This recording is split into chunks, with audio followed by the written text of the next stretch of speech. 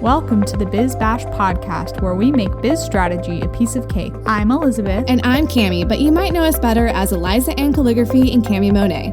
We want to help you, our fellow stationers, artists, and calligraphers, confidently build a profitable and personality-driven creative biz. We're here to share our honest-to-goodness advice and actionable strategies for ambitious artists. So put on your party hat, quit being a procrastinator gator, and let's get this party started. Hello, everyone. Welcome back to the Biz Birthday Bash podcast.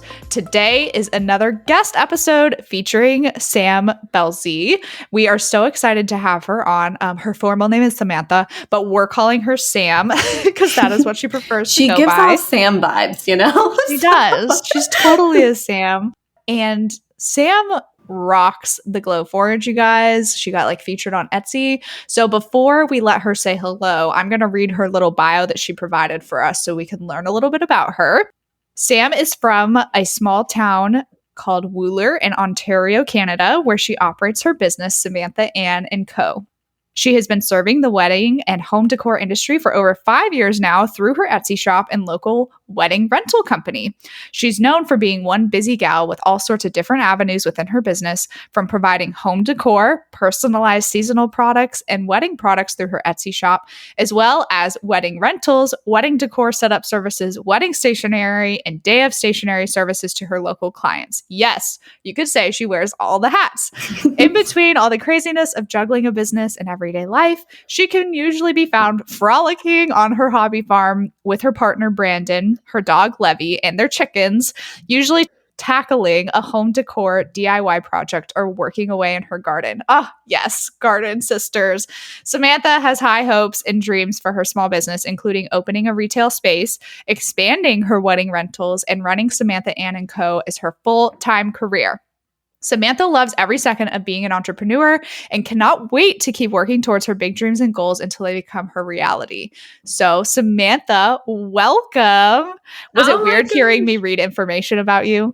Yes, it's so funny. Everyone says, "Oh, that's so weird." And I'm like, okay, yeah, it's actually really weird. I'm just sitting here like, da, da, da, da, da. But, oh my gosh, I'm so excited to be here. This is Tuesday mornings are my jam. I'm like, yes, I'm going to get in the car and listen to the gals. So this is pretty cool. Yes, we're super, super excited. I have been watching you on Instagram for a really long time, actually. Feel like I've totally stalked you because of the whole Glowforge situation. So give us an update, because in your bio it said you're working towards your dreams and goals of being full-time. Has that happened yet at this point? I know that you're kind of on the verge. So what does that look like for you? Oh gosh. Okay. So no. Okay. No. Not yet. It is very much so in the works. I'm as you guys know, you have so many boxes you need to check, and you need to make sure, I want to make sure it's the right time, but everyone's like, Sam, it's never going to be the right time. But I'm very close. I'm very close. Let's just leave it at that. So hopefully maybe when this airs, maybe, but I don't know. We'll see. I feel like Christmas is going to push you over the edge. That's going to be the thing that's just oh, yeah, you know what? I actually don't have any more time to devote to my real job. So yeah. So what is it? October 14th. So I kind of have November 1st in my mind. So we'll see. Oh, yeah. Okay. Oh, so before Christmas. That's even better. Oh my gosh. I know. It's so nerve-wracking. No, what are your biggest fears with it? Honestly, it'd be different if I hated my full-time job. It would be an easy yes. But I think the fact that I've been able to do both for so long now and have been able to juggle both, but this past probably 16 months has been where I've been really checking those boxes financially and, everything that comes with that. And I'm okay, why am I killing myself every day working a 9 to 5 and then working legit a 5 to midnight and just completely killing myself? I don't have any spare time. I'm exhausted. I reached the peak of burnout and stuff. So I'm really looking at my life and what I want it to look at. And I'm you know what? I always had a goal of maybe doing this full time by the time Brandon and I start a family.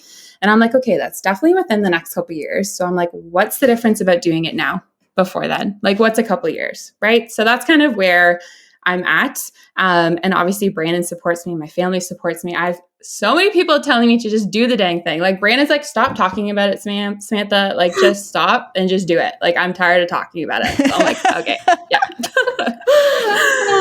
Yes. Yeah. Well, I have to agree with Brandon on this one. Just do it. I feel like you literally have all the pieces in place and like deep down it's the right time. It's just like scary to take the leap, and it's scary, especially when you do love your full-time job. I completely understand that. That was how it was with me too. And I literally got booted. So I was like, well, all right, that worked out good. Made the decision for me because I hate making decisions. So. Yeah. And I feel like when like the pandemic hit and everything, our company kept us at home and employed, which was amazing. But I felt like I all of a sudden had all this time to work on my business. And that was even before I had the Glowforge. And I just saw so much growth. Like last Christmas, I'm already having nightmares about this Christmas. Like last Christmas was so insane. Like I made so much money. I know that might be weird to say, but it was just like, it was eye-opening because I was like, okay, I had all this time to work and prepare and think of new ideas. And then I hit the ground running. And now that I'm kind of back to work, I'm like, okay, I'm still, getting lots of orders. Everything's really good. Everything's being really sustainable. But this summer, like I've been so busy that I haven't been giving any time. And it's still just almost like just still generating that consistent income. So I'm like, okay, if I actually gave this like my full-time attention, like what could this be? So I honestly feel like I'm just scraping the surface, but I just need to do it. Oh gosh, I need to do it. Yeah. I guess like what is it about your current day job that holds you to that still? If you look at it through that frame, like, yeah, what about that position do you love, or the reasons you don't want to leave, I guess? Yeah. So I'm a beer rep, which is like, it sounds super fun. And I work for an amazing Canadian owned company. Like it's great. And I think the main reason that's keeping me there is it's so almost kind of entrepreneurial because I'm my own boss essentially on the road. So I make my own hours. I don't have to punch a time clock. I don't have a boss breathing down me all the time. I have like targets and all that kind of stuff that I need to meet on a monthly, yearly basis. But, if I want to start my day at 10 a.m., I can and stay local. So I have a certain territory that I travel to. So, and my parents have been in that industry for like 30 plus years. So they've been able to, come to my soccer games, meet me on the bus, like just so versatile and wide open as far as schedule wise. So that's why I think I'm like, okay, well, like I can do that, but I'm not maybe being the best employee at the same time. You know what I mean? Working on my business too. So like, I'm totally not the person that can like live with that. Like I need to give everything 110%. And when I can't, so basically it's at the point now that like my job is taking me away from my business, and my business is going to definitely suffer because I'm not going to be able to push it forward as much as I have the past couple months, or, almost 2 years now, I guess. So yeah, that's kind of the main reason, I guess. Yeah, that makes sense. It is hard. Like, that's why Cammie's story makes so much sense, that she was like literally booted from her job because she loved her job too. So it makes it even harder to sever ties. Whereas like for me, like I hated my job. I despised it. So I was doing everything that I could to leave. It's a completely different situation. So it makes it tricky. But let's talk about the so many amazing facets of your business. I can't believe that you're doing it all. I mean, so many of us do it all. Like, how do we do it in the first place? I don't even know. But I read your bio for what you do. But will you kind of explain that in your own words and like tell us how? Can you give us like percentages? Does that make sense? Okay, so like how many like laser cut things compared to like stationery and day of items? Like, where is that kind of falling in your business? Yeah, I know that it's kind of sounds overwhelming when someone asks, "Oh, what do you do?" And I'm like, product shop, wedding rentals, wedding stationery, day of decor. Like the list just doesn't stop. Like I can't say no to things. My thing is so before COVID, I was like, I'm going to be weddings, 100%. Give me all the wedding things. I love the wedding things. And then the pandemic hit and I pivoted and gave a lot of attention to my products. And then kind of like you, Cammie, like I am in love with my products. Like I love thinking of new things and shipping things and making things and all that kind of stuff. So if you would have asked me like 2 years ago, I would have been like, I want to be 100% weddings. But now, oh gosh. So now that weddings are back in effect, I was doing about 4 clients every weekend during the wedding season. I have 2 more weekends left. So when I say wedding clients, I have wedding rentals in wood signs, acrylic signs, easels, windows, all that kind of stuff that I can rent out to up to 5 clients a weekend because I have 5 different wedding rental packages and different styles and colors and all that kind of stuff. So that's what I mean by like wedding client on a weekly basis. And they are kind of picking a la carte and making their own packages kind of, and then I can deliver to them. I can do on-site calligraphy if they have like a mirror or a window or something like that. So Fridays are a little hectic around here when I completely load my truck up and I'm traveling all over the place. And then I go back on Monday to pick up. So that's what I mean about like wedding clients. So that's like during, I know, I'm freaking out right now. During the wedding season, you know, that's probably like 65%, like during the summer months of my time is going towards those. My rentals come back on a Monday. I get them ready by Wednesday. I load up on Friday and I do it all again. I know, it's a little crazy. Wedding stationery, I do custom wedding stationery design. Not on a huge scale. I try to keep that number around 10 clients a year. This year was actually 12.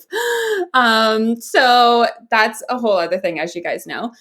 So that's probably been the biggest like hurdle that I added into my business the past couple years, because as you guys know, it just takes so much time and so much communication for like a year with the same client. So anyway, so that's, you know, let's call that 10%. What am I at now? Oh gosh, math, 75%. And then the rest of it, like my Etsy shop does not close. I don't take any vacations or anything like that. And I now have full seasonal lines as like different holidays and you know, stuff like Mother's Day, Father's Day, all that kind of stuff. So I mean, on average, my Etsy shop probably accounts for the majority of my time because weddings are seasonal. But when I want to kind of expand things more, I would love to really expand my wedding rental side of things. So maybe in the summertime, I'm kind of taking a step back from my products. But then again, I really want to have a retail store and I have a little opportunity there. That's why I'm like even more pushing to go full time, because I want to get plans in motion for that. So then that would be a full-time thing, but with like seasonal highlights, you know, in terms of like Christmas markets, you know, all that fun stuff. And then what am I missing? Oh yeah. And I also do day of decor setup for some of my brides too. Those are like, I will take only maybe like 3 of those a year. So that's when basically I roll in Saturday morning at like 5 a.m. and to like a blank canvas, usually a tent, because that's usually what people need help with, because you can't really set up a tent the night before in case of rain, wind, all that kind of stuff. So I come in at like 5 a.m. on a Saturday and usually I'm done by noon, but I set everything up. So like linens, tableware, I place all my signs. I'm kind of like the person of contact for like the florist, DJs, everyone that's coming in that day. I'm basically like the bride, so the bride can get ready, enjoy the day, and she's not trying to friggin' set up flowers in the middle of her tent with like her makeup sweating and all that kind of stuff. So I'm kind of like, that's been a really fun little avenue too, because I'm obsessed with weddings and I love them so much. So that's like more like fun to me than anything. And then, yeah, I think I covered everything. I am exhausted already, so I hope you did, because I'm like, oh my gosh. And you work a full-time job. I like, this like doesn't calculate in my head. I'm like, when do you do anything else? Oh, and I have a home decor blog too that I try to keep up with. Just stop it right now. Oh, but now I see it though. I could see you having your like brick and mortar, and then that being like the hub where you come pick up your rentals or whatever, and then you have someone working for you to drop off the rentals and all this stuff. Like I can see the vision. Okay. Yes. Yeah. And there's so many, like, as you guys know, there's even the product-based side of things. There's so many things you can get into with weddings. Like, I actually just bought like one of those like Cricut heat presses just for fun, because I was like, I want to make my own apparel. And I made myself like a little Samantha & Co. sweatshirt. And then my sister just got engaged and she's like, well, like you're going to make all like my Jack and Jill t-shirts and stuff and all that kind of stuff. I'm like, maybe that's something I should be adding. Then I'm like, whoa, wait. if I had that, things are going to get a little hairy around here. There's always something to add, and you're just like, wait a minute, do I really want? And they're like, yeah, I'm gonna do it, and then before you know it, it's just shenanigans. So yes. Yeah, let's talk about specifically kind of the Etsy side of things. And I'm curious too, because you probably don't know this on the top of your head. Like, it sounds like you kind of know how things break down for you time-wise, but I'd be really curious how things break down for you financially. Like, do you think that like lines up the same with that percentage of time spent? Or do you think that it's like your profitability is better on the product side? Do you know what I'm saying? No, my margins and profits are definitely strongest through my Etsy shop. So everything product based, all that kind of stuff. The wedding rentals is kind of like it's definitely, something. It's like a nice little extra that, at the end of the year, I'm like, oh yeah, I made all that with wedding rentals. You know what I mean? So when I am looking, again at making this decision to go full time or not, I just look at Etsy because I know, like, as we saw, weddings just disappeared for a year. So I don't really want to like put any, like, I put a little bit of eggs in that basket, but not a lot when I'm starting to make this decision because, my Etsy is going to be my bread and butter. And then hopefully, maybe one day down the road, a portion of that would go into like a little brick and mortar retail space kind of thing too. So, but yeah, no, my strong profits are definitely from Etsy for sure. Okay, cool. I'm glad that you know that because I was curious. So let's talk more about Etsy then, because we want to know everything about what happened when your listing got featured. So did you have to apply for it? Did they randomly pick you? And then talk about the aftermath of it. Just tell us all the things. This is like bringing back trauma, I swear. Okay. Because that's the thing is like a lot of people are like, oh, that's the dream to have a product featured. But let's get real. Like, we want to know what that really looked like and what that did essentially. Yeah. Okay. So a tad bit of a background story to that. So in January of 2021, Brandon and I bought another house and we were set to move end of May 2021. So, it was about mid-March. Etsy marketing reached out via Etsy message and they were like, hey, Samantha and Co., we love this one product we found. We would love if you were a part of our spring sale campaign happening mid-May. All you have to do is throw 15% off on this item and we will include it in our campaign. And I was like, oh, is this like real? Like, what is this? Okay. So basically, it wasn't even the herb garden stakes that got featured. It was actually for a wood sign. It said like Nana's Garden. It was a hand painted wood sign. It said Nana's Garden with like a little floral design. And you could customize it. But in the back of my mind, I was like, okay, end of May, I'm not really going to be in the wood shop. Like, that's probably not a good idea. I'm not even going to have a studio. Like, I don't even know at that point if I'm going to be like having to close down my shop. So I was like, you know what? Actually, I just made this design or this product. It's urban garden markers, laser cut, super trendy, all that kind of stuff. I'm really excited about them. Is there any way I can feature this item instead? And they were like, yep, no problem, for sure. We'll take this as like you're being involved with it. Just make sure you set it on the back end and then all is good. And we'll put it in the campaign for you. So I'm like, okay, like, I'll just put 15% on it. I scheduled it and see you later. Life goes on. I didn't even really think about it. Nor like looking back, I'm like, Sam, you probably should have asked more questions and been like, what does this mean? Like, right. Like to be a part of the campaign, like, I don't know. Like, I mean, yeah, I was just like, okay, cool. Like I was thinking, oh, maybe it'll get like pushed out to a feed or like, maybe it'll pop up a little bit quicker on search results, all that kind of stuff. So I was like, whatever. I did not even give it any thought. Okay.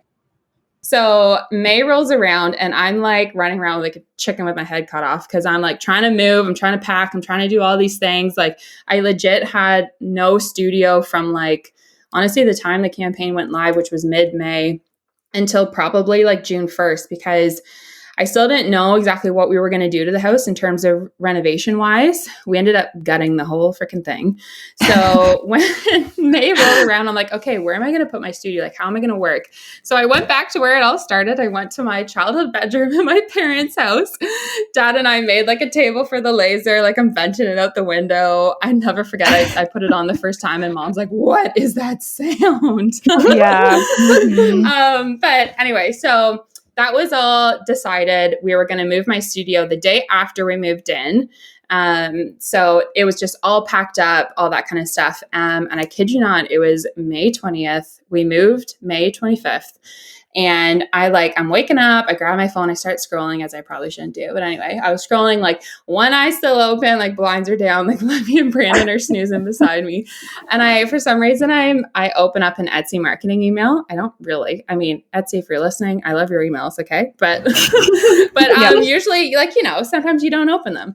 So I open it up and my heart dropped. There in 90% of the screen is my freaking urban garden markers or stakes, right there, my picture. I'm like, oh my God, this can't be it. This has got to be an email just to me. And then I realized it's their freaking campaign email. I'm like, oh my God. I'm like, Brandon, wake up. Oh my God, what's happening? And then guys, I open up my Etsy app and I shot out of bed so fast. There was already 90 orders of these urban garden stakes. I was just and it's 7 a.m. Okay. I don't know when it got sent out, this email. I'm like, oh my gosh. Okay. It's happening. Those TikToks that is it's happening. It was actually real life happening.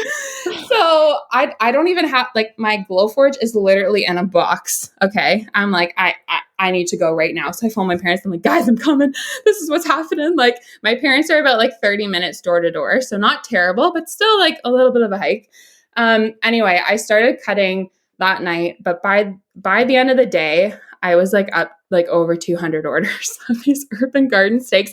And when you look back at it, I'm like, okay, this email went out to how many people or got pushed out to how many people? Is 200 really a good number? And then I started thinking, I was like, I wouldn't have been able to handle any more than that. I mean, it was probably close to maybe I think my end number was 260 or something orders of that particular listing.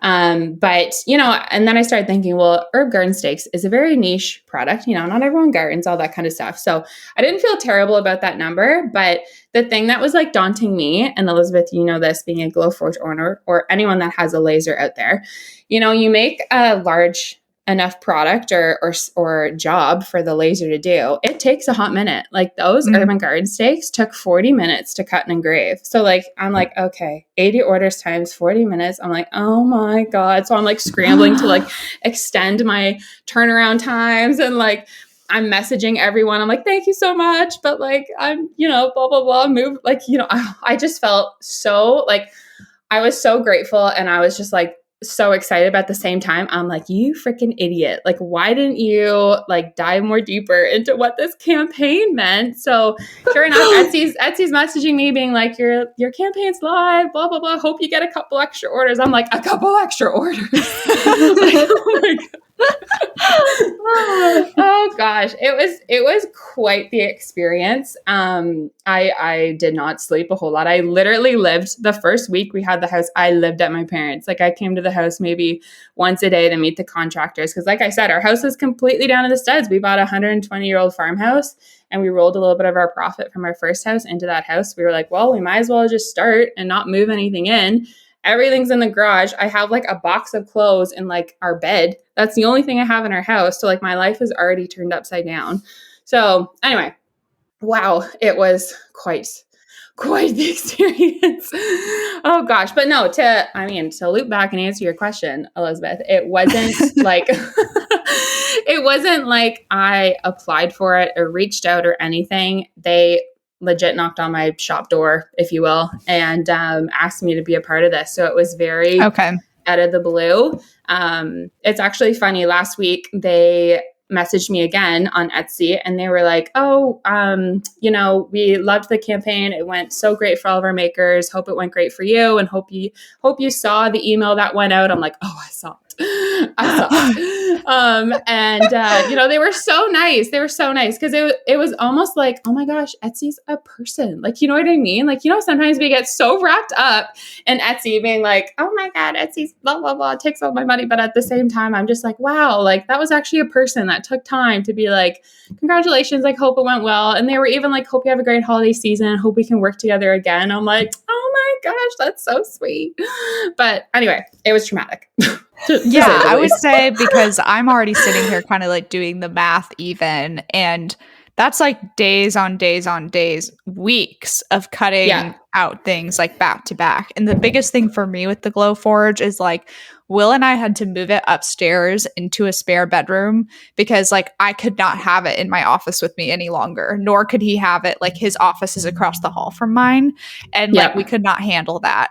So someone gave me really good advice about this. There's a certain attachment you can buy that helps lower the level of the sound super, super well. I would have to dig back through my DMs to find it. If you're listening and you remember talking to me about this, I'm so sorry I lost the DM, but she sent me all the links for this like silencer, like fan attachment that she said helped with the noise a ton because that it literally is like that. Wow, that was a good impression. That was good. Right? Right? But it's that for like hours straight if you're like cutting something. Yeah. No, so, I would like buy that like yesterday. Like, because I mean, as you guys can see, like I have it in my new studio now. And, you know, anytime I want to like work away or like throw on Netflix or something, I'm like, I have my AirPods on blast. Like I can hardly hear anything. I'm like, well, this is great. I'm just going to listen to my Glowforge and work away for the rest of my life. I'll try to find you that link. I'll try to like, I don't even know how one searches their DMs. It's not very efficient. That's for sure. I'll see if I can go back and find it, but that's insane. So that listing too, it allows them to pick which ones they want, right? Is there an element of choices to that, or is it a set allotment of garden stakes? Yeah, so the one that got featured was just a 15-piece set of like a bunch, like 15 different herbs. And then I had so many people messaging me because, you know, I do a lot of custom stuff and people were like, well, I don't need this herb or I don't need this herb. Can you customize them? So I did make a custom garden marker listing maybe like a month after that. Because when people were those messages were coming in, I was like, I can't handle this right now.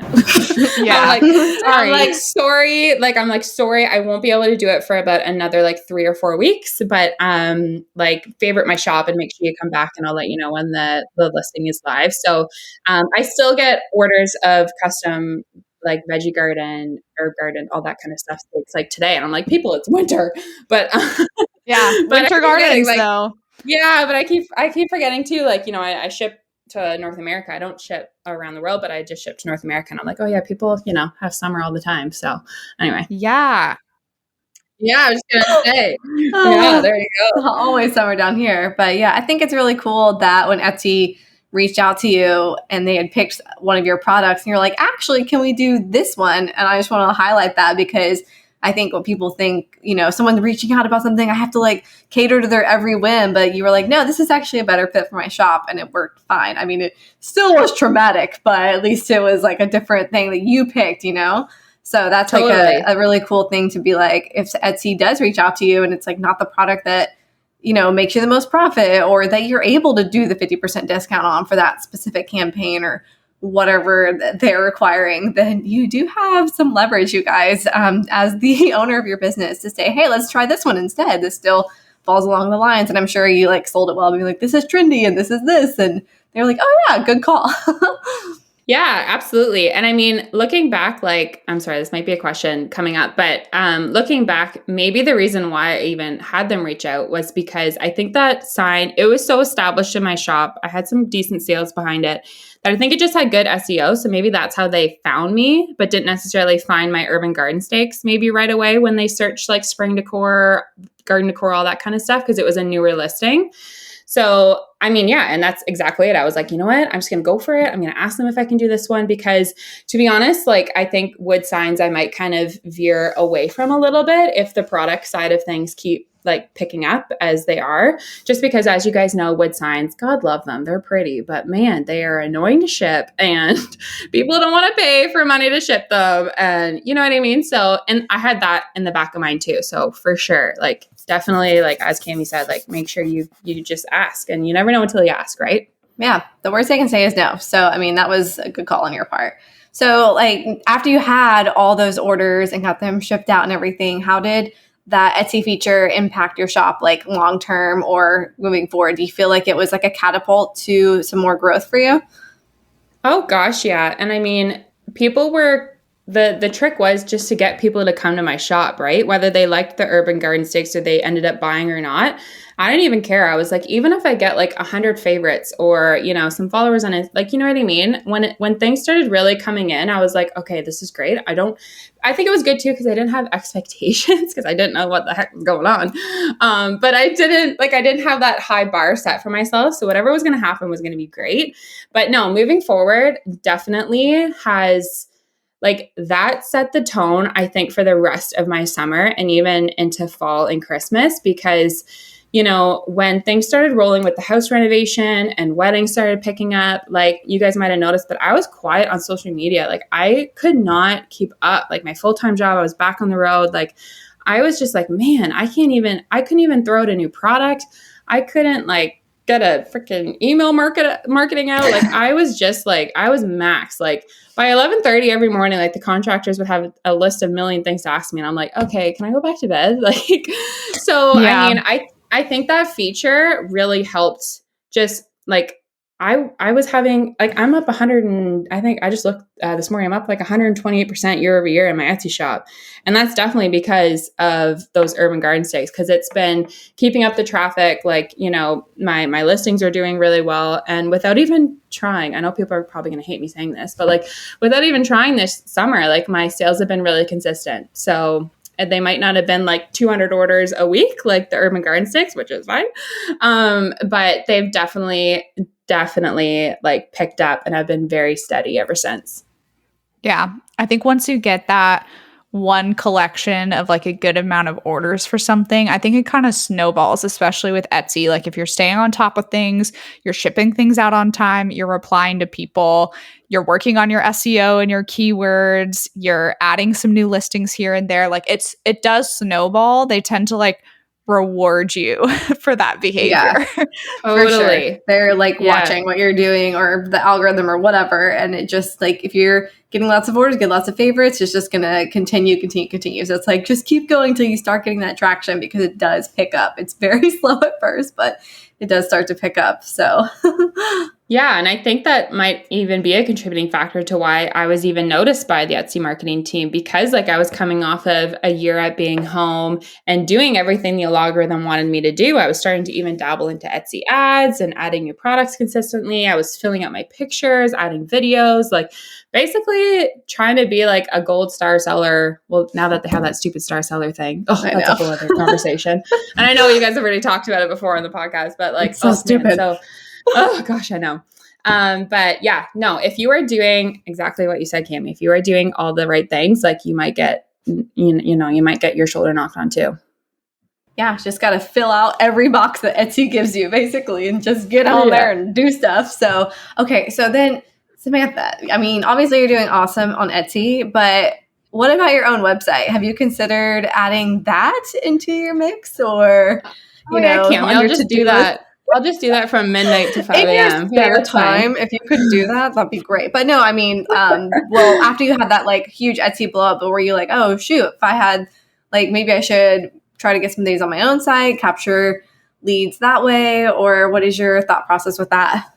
Yeah. And it's funny, I actually had a friend, she's starting to make soaps and stuff, and she was asking me for my opinion on what to do as far as website versus Etsy. And I'm like, honestly, starting out, I think Etsy was the right thing for me. But in the back of my mind, I was like, I wish I almost started them simultaneously so I could keep up with both and try to market both kind of thing. But, you know, I just have a Squarespace site right now for more so my wedding rental side of things. That's how I capture leads, you know, my SEO, all that kind of stuff. Pinterest, that's kind of the purpose of that website.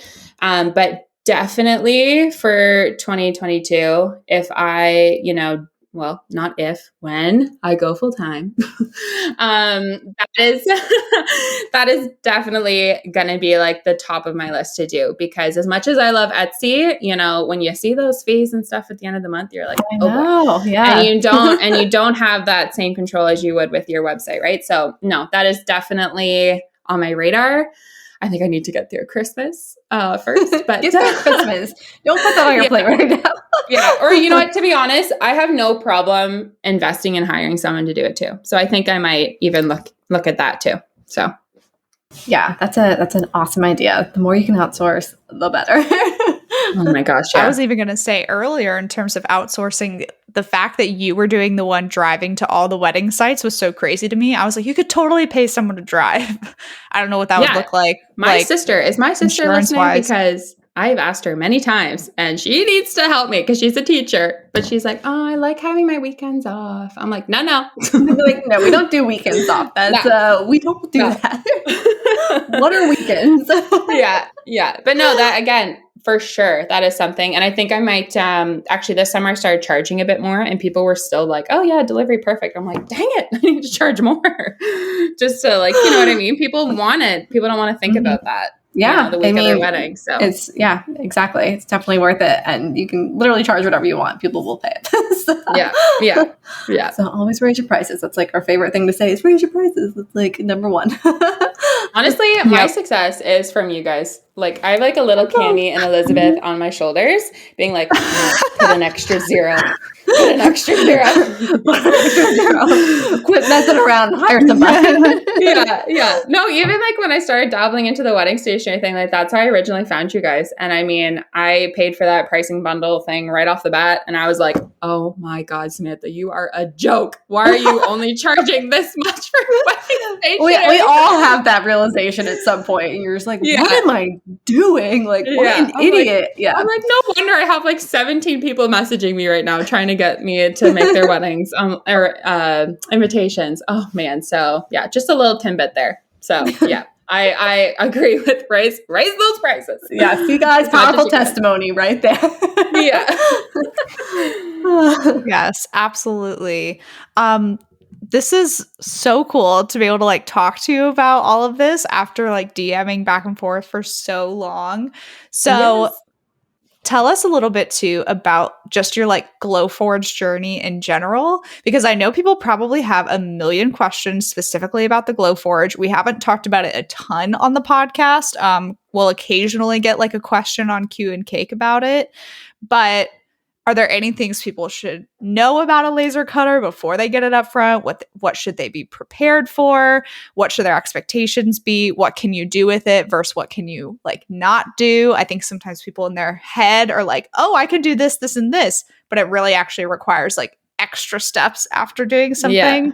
So I'm asking you all these things at once because you've been amazing at just like replying and giving us so much. So I'm just going to let you like take that and run with it and just like spill all the beans. Oh gosh, all the Glowforge beans. Okay, so yes, you do. If you are listening out there and you want to purchase a laser, a Glowforge, whatever brand, you really need to do some homework as to what you want to do. So before I even bought the Glowforge, or before I even was like, okay, I'm actually going to make this a goal to put money aside and save for this Glowforge, I was like making a list of everything that I was like, oh, I really want to make this, but like, I don't know where to make it or how to make it kind of thing. So I was like, I had like a constant list, like a constant Google Doc or notes or something going of all these products and all these things that I one day would love to do, but had really no idea how to make them or who to ask to make them or anything like that.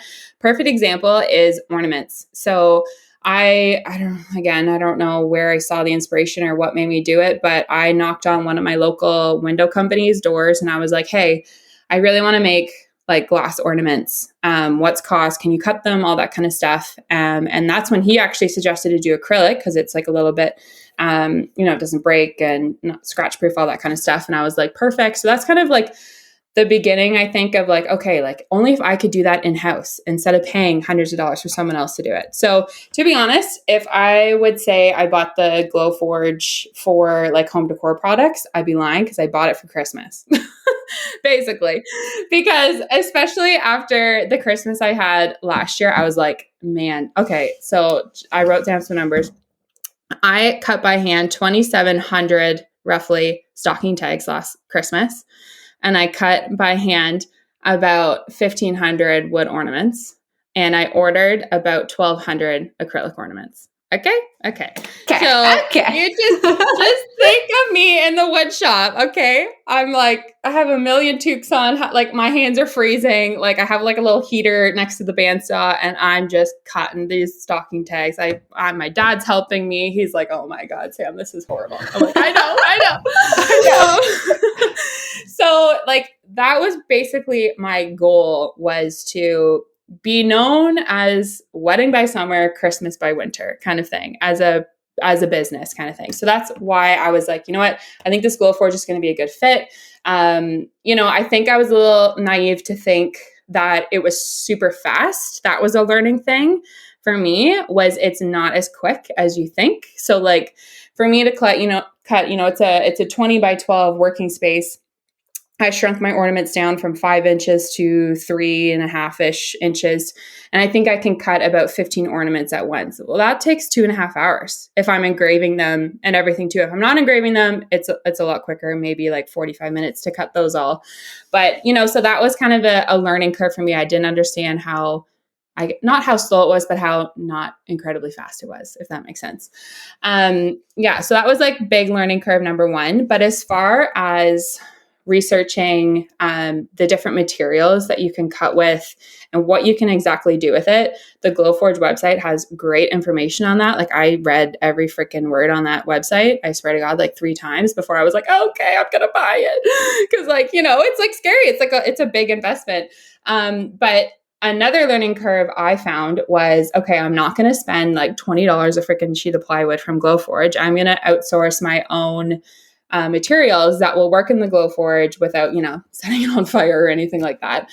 So honestly, probably, I kid you not, I have a meeting with a lumberyard next week to talk about materials. I've had the Glowforge for almost a year now, and I'm still working on finding like the perfect material to cut in terms of wood. Right now I'm using maple plywood because it's a nice hard wood, and I feel like it cuts really nice and grays really nice.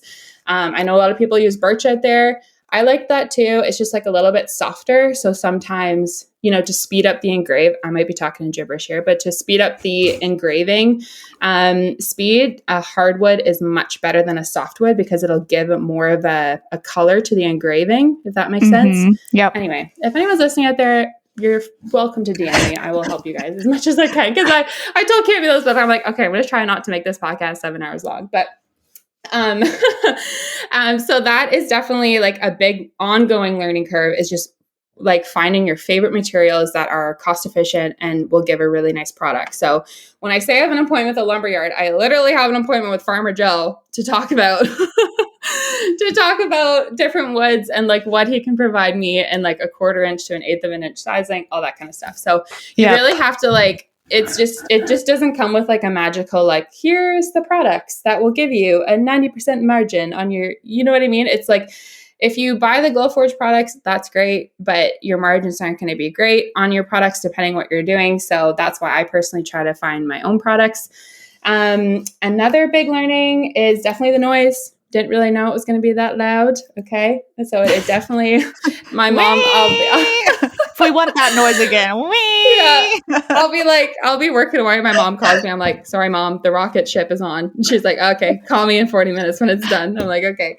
I literally call it my little rocket ship. But no, it's a really, really cool machine. And if you are thinking about investing in it for specific reasons, if you are investing in it just because maybe you have $1 million and you just want to buy a laser, then that's fine. But if you are a business and you are trying to get to that next level, like I am with my product-based business, I think it is a great tool. The support system is great on it. It's really easy to clean. It's easy to maintain. It's nice because, once you buy it, you buy it. It's not like you're like, buying things every month to make it work. It's just up to you to clean it and maintain it. By the way, if you have not cleaned your Glowforge, Elizabeth, clean it, because I did a deep clean on mine the other day and I'm like, wow, this is a whole new thing. It's beautiful. I know. I need to do that because like my tube is like covered in like dust and grime and I need to wipe it down and I need to wipe the lid down and like all of that stuff. Do you have videos for that, Sam, or did you just kind of like go for it? Honestly, Glowforge has an amazing video on how to clean everything, every lens, everything. And I did that deep dive. It maybe took me 10 minutes, like not that long at all. Okay. And I swear to God, last night I was like, oh boy, I need to clean this more because like the cut was so much better. The engrave was so much better. So I literally put in a reminder in my phone every Sunday, especially during Christmas when I'm going to be running it 24/7. Okay. So yeah, that's just a little tip for anyone out there who has a Glowforge. Make sure you clean it. Yes. Yeah, you know, I think I pretty much summarized all of my findings and all of my, you know, maybe surprises kind of things. But I think the priceless thing about it is, you know, I'm not going to be in the wood shop for hours on end this Christmas cutting ornaments. I've already made a stack of ornaments and tags to get me going once things hit, so I can keep up much better. My turnaround times are going to be faster. You know, I'm still like, people are like, oh my God, like you should insure your hand or whatever, because like everything you do is by hand. And I'm like, yeah, you're right. Like I'm still on my iPad lettering names and all that kind of stuff, which is fine. But I get to do it with my cozy slippers on in my cozy studio and not in a wood shop. Yeah, exactly. So, you know, I'm definitely still bringing back like my hand painted ornaments. And, you know, I've even had some people reach out being like, oh, I loved it when you cut them because like they weren't perfect. And I'm like, yeah, they weren't perfect. They were awful. So like buy the laser cut ones, people. But another thing too is so again, this is kind of a naive thing. So it's a laser, right? Like you are burning wood. You are burning wood to engrave, you're burning wood to cut it. So there will be a little bit of residue from stuff. Okay. So when you do cut wood, for example, my maple wood, I find it's the best for this. You know, when I was using birch and even the sample stuff that Glowforge came with, I found that there was a good residue on the edges because you'll see your wood edges of your products has a little bit of a black appearance because I'm like, oh yeah, it's a laser. It's cutting it. I said something to my friend at West and she opened it. She's like, it's not like the wood was on fire. Like, what's that all about? I'm like, yeah, Mira, because it's a laser. Yeah. I burned it. I literally burned it. Yeah. Yeah, I literally burnt a piece of wood to make this. So, you know, sometimes people might not understand that, like your customers. That's why I love the new video feature in Etsy. I can twirl it and everything, and they can see the black edges and all that kind of stuff. But that was something, too, that I wasn't prepared for to deal with. How I deal with it, I don't know how others do, is I like to give all of my products that I cut with the Glowforge, other than my acrylic stuff, so mostly all my wood products, especially my outdoor stuff like the urban garden stakes. I like to spray it with like a UV resistant and water resistant sealant spray.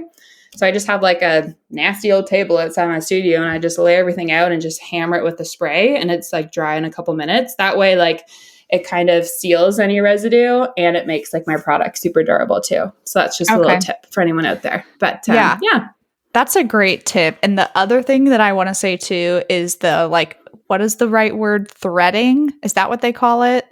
Or masking, whatever tape you have to put on. Yes. Thank you. Yes. The masking tape that you're putting on to protect the product, you have to peel all of it off when you're done. And that is almost the death of me. Like when I did like 100-something Fox place cards for my brother's wedding, it was like the peeling process, not so much for the Fox itself, but for the little like holes around every person's name, like the B or the R. And I'm like, trying to get these like little pieces of masking out of it, and front and back, you know, to like finalize these.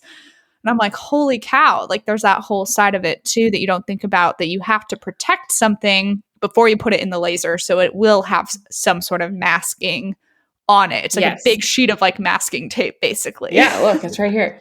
12 inches. Yeah, masking tape right there. I think I got mine because of what you recommended, if I remember correctly. I might have reached out to you to be like, hey, what like roll of stuff do you use? So yeah. No, that's a great point. Something I missed for sure. I didn't even know about that. I think I cut my first thing and I'm like, why does it have all these burn marks on it? What am I doing wrong? And then I'm like, oh yeah, again, it's a heat source, Sam. It's burning. Okay. So yeah, that's a great tip. So I mask everything, even my acrylic. You know, I've tried without masks, different kind of masks, all that kind of stuff. It's a lot of trial and error, you guys. But the peeling, I mean, I get you. It sucks. I had my friend out this weekend and I'm like, here you go. Here's a stack of like 50 ornaments. I'm like, if we're going to be sitting around having a glass of wine, we're going to peel some ornaments at the same time. Yep. She's like, what? Okay. Your hands get all like grimy with like the residue and stuff. And yeah, like, burned smell on my hands. Yum. Yeah. Oh gosh. So yeah, that's so sorry. I guess maybe that is like a monthly expense, if you will, that I do have to purchase quite a bit of masking tape. There's some great options on Amazon that I've worked with. It's basically when we say masking, guys, it's masking tape, but it's like 12 inches wide. That's exactly what it is, basically. So yes, exactly. Okay, Sam, I think we're kind of winding down unless Cami has other things that she wants to chip in too. I know we could talk to you all day about products and everything and shipping to North America from Canada, because I'm sure people have questions about that too. So if you want to give a 2-minute spiel on that, go ahead. But I actually have a question for you guys. I'm flipping the script. Oh, okay. I know. Okay. So like we talked before, like me with this huge decision of going full time or not, I know there's got to be quite a few people listening that are like nodding their heads like, yes, Sam, like I feel you. I don't know what to do either. If you guys could like give one piece of advice from your experience, good or bad, about making the transition, or something that like, I should be aware of, like, it's going to happen or something like that. Like, and I know it's different talking about like financial stuff because I'm in Canada, you guys are in the States. So it's a little bit different that way. But, so as far as like, just like a piece of advice for your gal pal, Sam, what should I do? No, I'm kidding. I'm not looking for you guys to say like, yes, Sam, you should do it, or no, you shouldn't, but just like any advice that you can give on the subject. Okay, go. Okay. Oh gosh, I'm like trying to narrow it down. There's like so many things. I think, well, first of all, yes, you should do it. I don't care if you want to hear that or not. I'm telling you, yes, you should do it. But I also think like giving yourself that time period of being like, okay, here's where I want to be in like 3 months from this. And if I don't get there, then like, what is like the next step? Like, do I need to reconfigure my pricing? Like, because once you go full time, you really start to understand like, oh, I have to make this much times this much times this much to actually make what I want to make. We've talked about it in our financial planning issue, because you really have to make more than you think to make the profit you want. So just like always staying in check with your numbers and your finances along the way. So I would do like a monthly check-in on your first year being full-time and just kind of seeing like taking your business's temperature, I guess, and being super, super aware of that is going to be great for helping you grow and like see the areas where you need to grow. Because, like Sam, you're a great example. You have so many different things you're offering. And maybe one of those things you're like, wow, I'm putting, 65% of my time in this thing, but it's only giving me 10% of my profit returns. What if I put that 65% of the time into this? And, you have to be willing to like make those changes. So it's like kind of, you have to be, you are the boss, but you have to be the boss of yourself and being like, okay, it's time to make those hard decisions. Like, this is where it's going to be sustainable down the road versus like, this is working right now, but thinking like 5 years ahead of the time, because you're always just trying to think like, how can I continue this? How can this be sustainable? How can this be profitable next year? Like, how do I keep the growth moving forward and never just like staying stagnant? So like what works now might not work then. So just kind of like always keeping check monthly, I'd say, as you're starting out to like keep up with the finances and all that good stuff. So it's kind of just being aware. Be very aware. Yeah. And I would say too, for you specifically, Sam, because you've been doing this on the side for so long, I don't know if you've ever listened to our yearly review episodes, but that's actually like so helpful to do that check-in now, even when you're thinking of taking that step of like, okay, let's look at the past year and like last Christmas. We're not looking at this Christmas yet because it hasn't happened, but like, let's go from October of last year to October of this year and break every single thing down, understand like the numbers 100% for every single category, because then you can set your markers going forward. So like Cami said, like keeping yourself in check, keeping your markers, then you can say, okay, I am hitting this 3 months in, or I sold this many like garden stakes or whatever it is. Like have a really good idea in mind of the things that you need to sell and how much you need to sell to get you to your revenue goals and your revenue points, because it's a little like where you are in your business right now is like so far beyond where I was when I went full time, to be honest. I think I had done like one invitation suite for somebody. Was doing some like house portraits and wood signs, but it was so scatterbrained. Like I definitely didn't have like a brand narrowed down the way that you have, and like your processes and stuff is so much farther along than where I was. I was just like, I just want to be my own boss. I'm done with this. I like hate my job.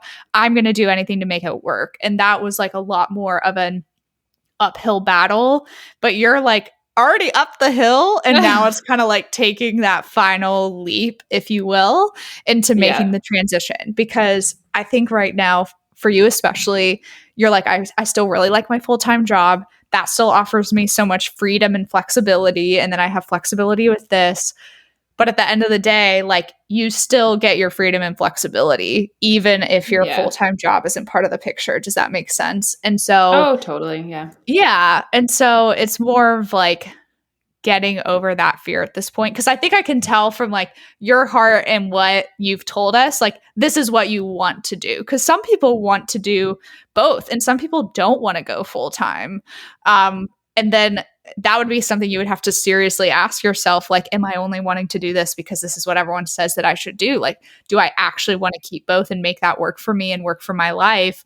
That's like a whole different another thing to think about. But from everything you've expressed, it sounds like you're just like so close and you're like, do I do it? Or like, how do I do it? So no, guys, I'm like, I want to like reach for the stars in terms of like being my own boss or like being that big brand, being that, you know, all that stuff. Like those are like my level of wild. So I am so ready to be my own boss. Okay. God love my business, or God love my job and all the people I work for and my boss there and stuff.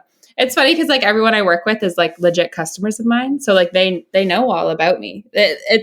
They know. And my boss is like, just please give me a little bit of time, Sam, to find somebody to replace you. Just please. I'm like, okay. I love when your boss is like, she's going to leave. Like everyone knows and you're just like, okay, it's just a matter of time at this point. And you mentioned earlier too, you're like, yeah, you know how you just like start to be a bad employee because you're so focused on your business. I can 100% relate to that because I was like taking 2-hour lunch breaks to go home and like paint. And I was like, what am I doing? So yeah, I was like, it is. But I mean, like, again, I had the decision made for me, but I did know like it did, like, I didn't even care. I was just like, yeah, that's what I probably really did want. So, but I had no plan. So yeah.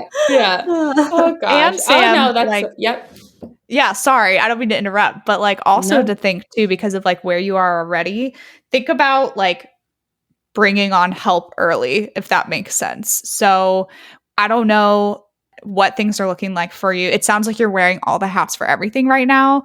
And so I'm like, do you want to bring a bookkeeper on who does your numbers monthly and you don't have to think about it at all? Do you want to bring someone on who helps you with shipping a little bit so you're not doing all of that and you can focus on like the creative hand lettering things that you need?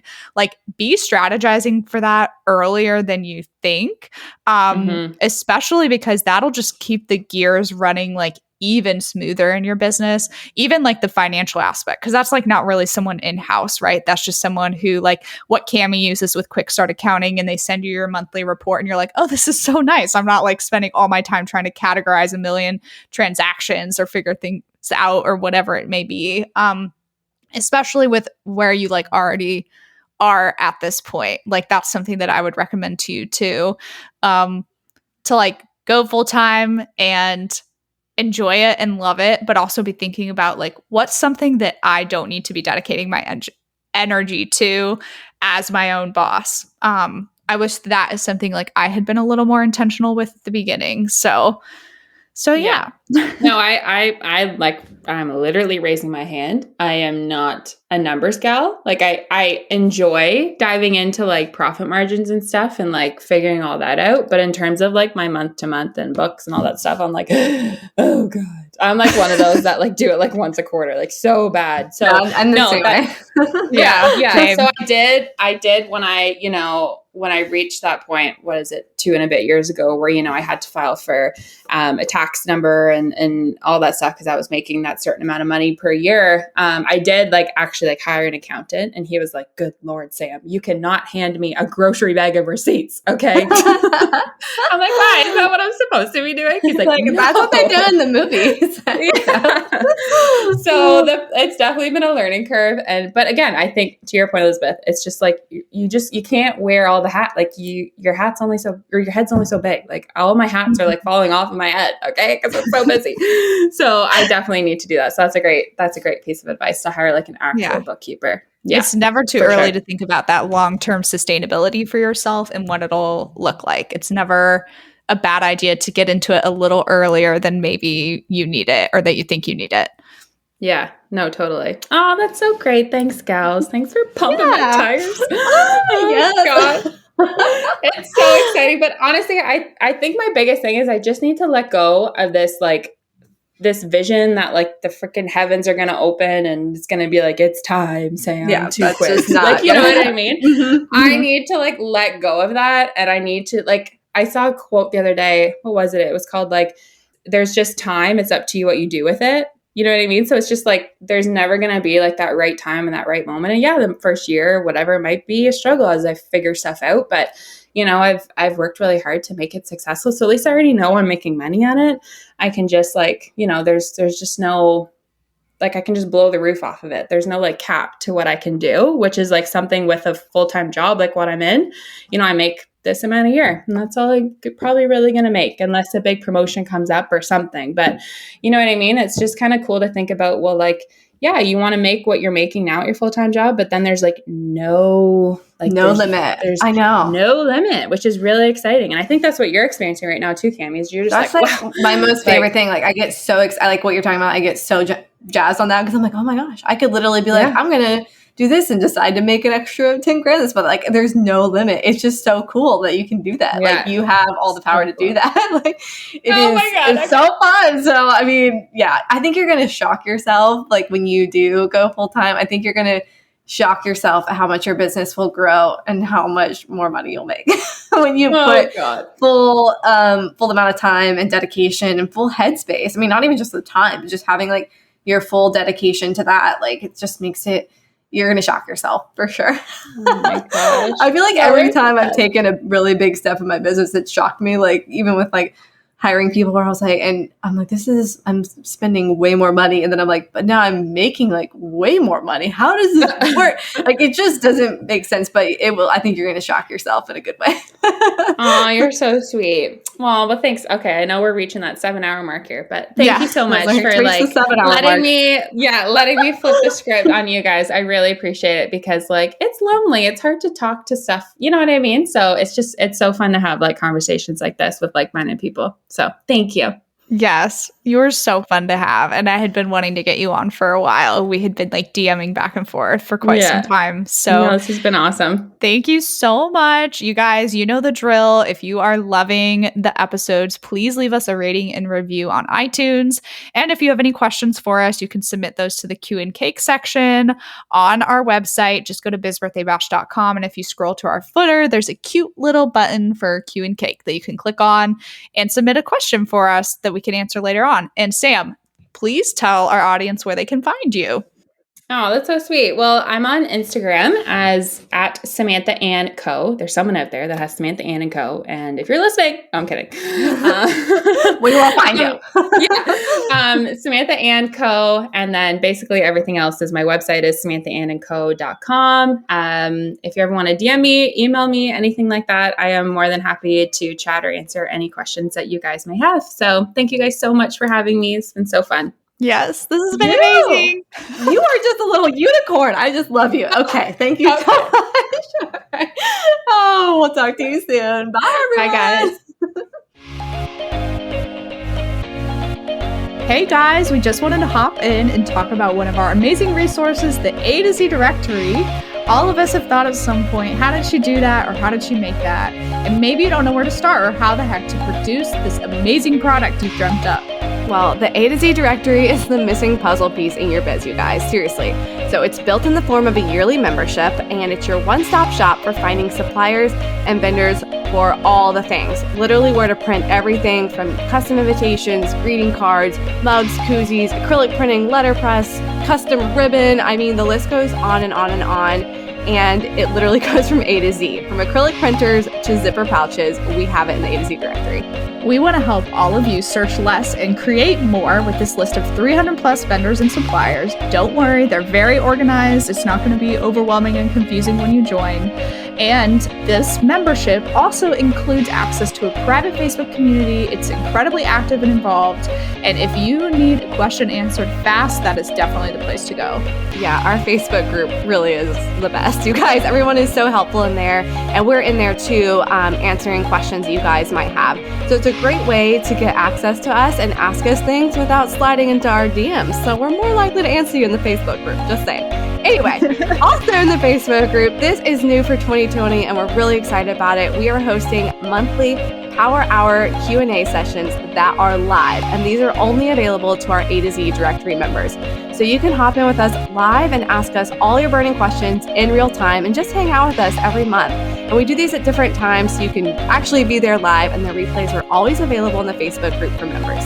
This resource is priced at $147 a year, which honestly is extremely affordable and is full of so many benefits, such as exclusive vendor coupons for members only. And we would love to have you guys join. Seriously, it's kind of like our family and our tribe.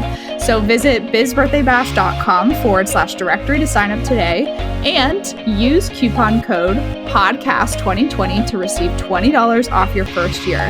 That's podcast, all caps, 2020 for $20 off your first year. We can't wait to see you in the Facebook group.